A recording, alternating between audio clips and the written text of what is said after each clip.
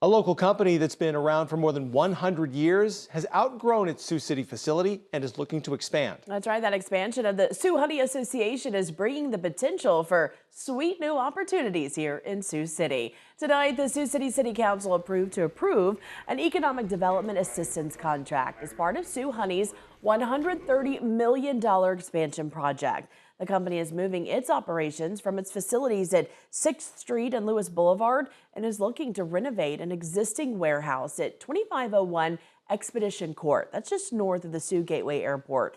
Mayor Bob Scott says this move not only helps to keep a long-standing company here in Sioux City, but it also makes room for economic growth.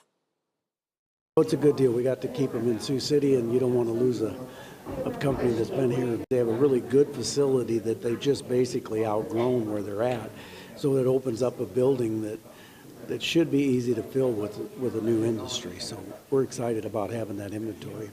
As part of the expansion, Sioux Honey plans to move its California operations here to Sioux City, creating nearly 40 new jobs that will be added to the 75 current jobs here in Sioux City. An area in downtown Sioux City may be a step closer tonight to getting a national distinction. The Sioux City City Council voted to negotiate an agreement with the University of Iowa's Office of the State Archaeologist as part of the process to nominate the historic Pearl Street District to the National Register of Historic Places.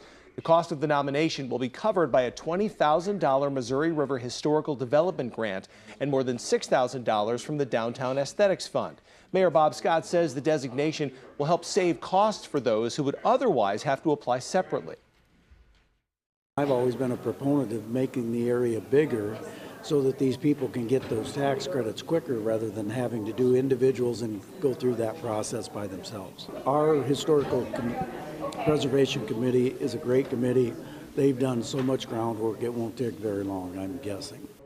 The district covers an area between Pearl and Water Streets and from 4th Street to an alley between 6th and 7th Streets.